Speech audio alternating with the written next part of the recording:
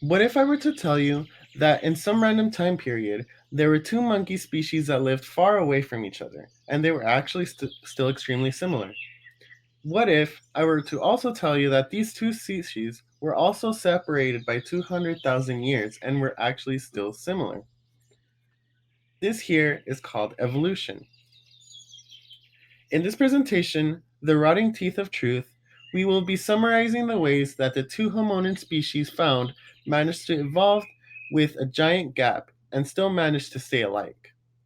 We will be using an article from the New York Times. This article is called How a Human Cousin Adapted to a Climate Change. And we will also be using our primary article, which is called The Dromolan Cranium DNH 155 Documents Microevolution in an Early Hominid Species. In the news article, there was an archaeologist, Miss Good, who was excavating a site. She came in contact with teeth where she instantly connected them to an ancient hominid. She kept on excavating, and as she kept on excavating, she found an ancient skull, which then later dated back to around 2 million years ago. This skull belonged to the P. robustus species.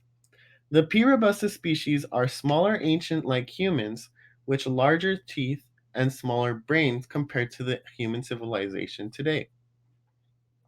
The two species, as mentioned before, were in two different environmental locations.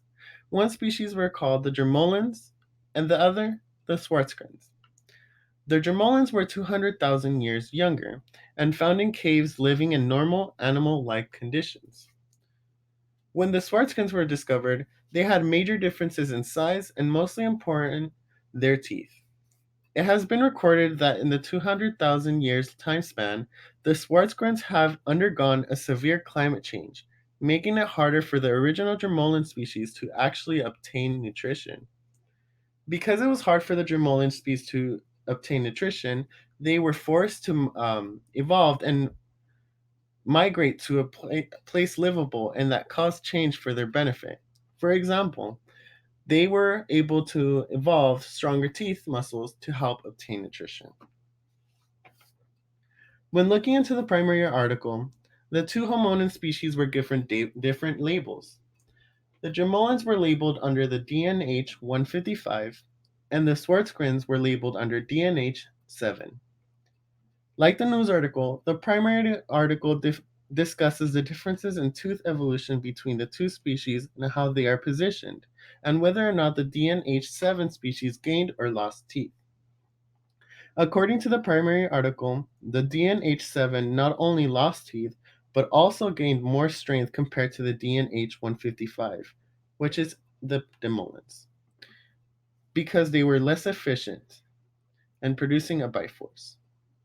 This is because when the DNH 155 species, or the gemolins, went through a chaotic climate change, the event caused their cranial crest to shift positions, which were a huge change in their feeding habit, physically and mentally.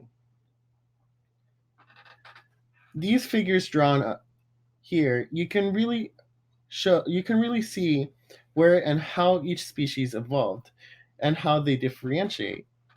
It's so crazy how little change can cause a huge impact. After taking a close look through and comparing these two articles, we can now get a better understanding on how evolution is always happening. Everything that the body is newly introduced to, it will try its hardest to change to make sure that you survive, no matter what the environmental conditions are.